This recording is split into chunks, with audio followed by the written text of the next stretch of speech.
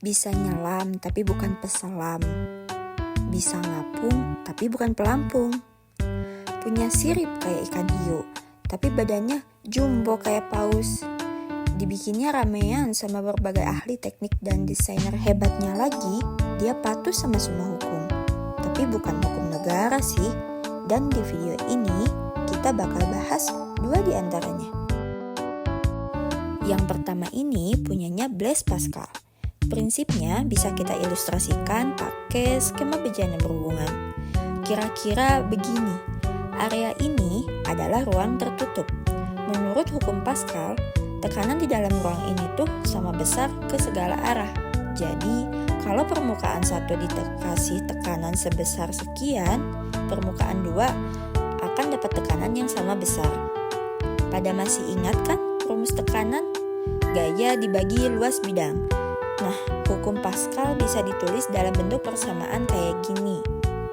Di kehidupan nyata, hukum Pascal jadi prinsip dasar alat-alat hidrolik. Kalau di pelajaran, contoh soalnya begini. Ada mesin hidrolik yang luas bidang penghisapnya 8 cm2 dan 480 cm2. Mesin itu mengangkat mobil yang beratnya 4200 Newton. Berdasarkan hukum Pascal, berapa besar gaya yang dikasih penghisap? Oke, kita tulis dulu persamaan hukum Pascal. Nah, yang mau kita cari adalah F1. Berarti rumusnya kita pindah ruas aja, jadi kayak gini. Terus masukin angka-angka yang sudah diketahui, lanjut, hitung, dan ketemu deh. Hukum pertama selesai, lanjut hukum kedua. Kali ini punyanya Archimedes. Kalimatnya lebih rumit ya, tapi intinya beliau lagi bahas gaya apung. Coba kita pahami dengan cara ini. Bayangkan, kita lagi di gerbong kereta, terus deretan kursinya hampir penuh. Tapi kita maunya duduk di kursi itu. Ya udah, kita maksa nyempil tuh. Nah, otomatis orang-orang di kursi pada geser kan, dan begitu udah duduk, pasti kita ngerasa kayak digencet sama kiri kanan. Nah, kira-kira sama kayak waktu benda dicelup ke air.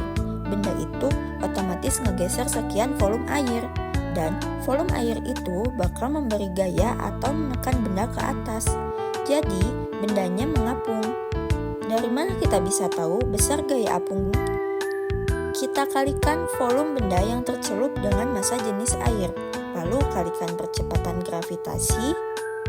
Ada fenomena menarik nih dari hukum Archimedes.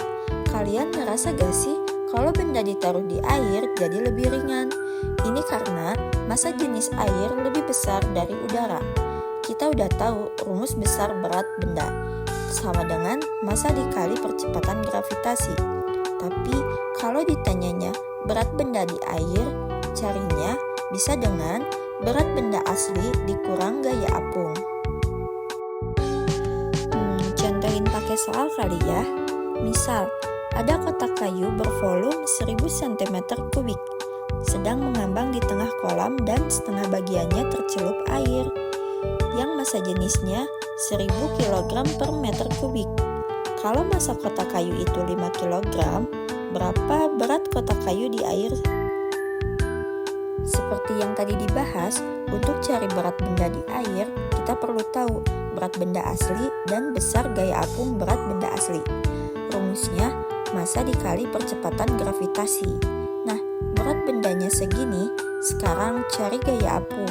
Di soal dibilang kotak kayunya tercelup setengah bagian. Berarti volume yang tercelup adalah 1000 cm3 dibagi 2. Tapi ingat, satuan volume mesti diubah dulu ke meter kubik.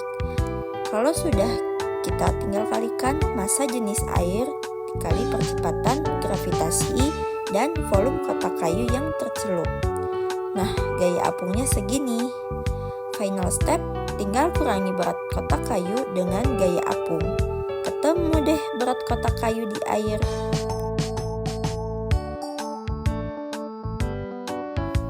Iya sobat, walaupun hukum ini ngebahas gaya apung, benda tetap punya 3 kemungkinan kalau dia dicelup ke air.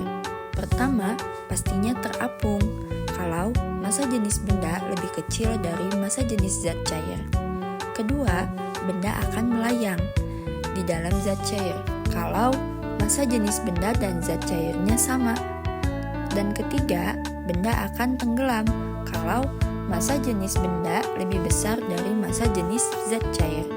Setelah bahas dua hukum tadi, ketebak dong benda apa yang dibahas di awal video ini. Teknologi yang berhasil memadukan hukum Pascal dan Archimedes di lautan. Bisa nyelam, bisa ngapung, apalagi kalau bukan kapal selam.